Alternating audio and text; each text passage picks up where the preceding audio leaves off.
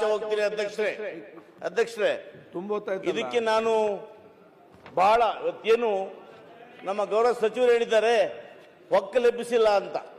ಸಚಿವರೇ, ನಾನು ವಿಧಾನಸಭೆಯಲ್ಲಿ ತಮ್ಮ ಗೌರವಾನ್ವಿತ ಸಭಾಧ್ಯಕ್ಷ ಮುಂದೆ ಹೇಳ್ತೇನೆ, ನಮ್ಮ ರೈತರನ್ನ 26 ಕುಟುಂಬಗಳನ್ನ ಖಾತೆ ಪಾಣಿ ಇದೆ, ನಾವು ತಾವು ಅನುಮತಿ ಕೊಟ್ರೆ ತಮಗೆ ಆ ದಾಖಲೆ ಸಲ್ಲಿಸ್ತೇನೆ.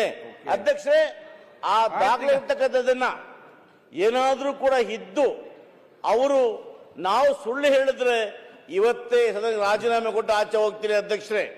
ಆದ್ರೆ ಸಚಿವರು ಬಹಳ ಪ್ರಬುದ್ಧರು, ಆದ್ರೆ ಬಡವರ ಅನ್ಯಾಯ ನಾನು ಕೇಳಿದ್ರೆ ನೀವು ಆಗಿಲ್ಲ ಅಂದ್ರೆ ಏನ್ ಸ್ವಾಮಿ ಧರ್ಮ ಇದು? ನಾನೊಬ್ಬ ಶಾಸಕ ಸ್ವಾಮಿ, ನಾನು ಕೂಡ ಬಹಳ ಇಲ್ಲ ಅಧ್ಯಕ್ಷರೇ, ಸುಳ್ಳು ಹೇಳ್ಬಾರ್ದಲ್ವಾ? ಇಲ್ಲ, ನಾನು ಒಬ್ಬನಿಗೆ ಸಾಧ್ಯ ಇಲ್ಲ ಅಧ್ಯಕ್ಷರೇ. ನನ್ನ ನೋವು ನನಗೆ ಗೊತ್ತಿದೆ, ನನ್ನ ಬಡವರನ್ನು ಗೊತ್ತಿದೆ. ಬಡವರನ್ನ ನಿರ್ದಾಕ್ಷಿಣ್ಯವಾಗಿ ನೀವು ರಾತ್ರಿ ಜೇಸಿ ಬಿಟ್ಟು ಹೊರಗೆ ಹಾಕಿದ್ರಿ. ಇಲ್ಲಿ ಹೇಳ್ತೀರಿ ಏನು ಮಾಡಿಲ್ಲ ಅಂತ.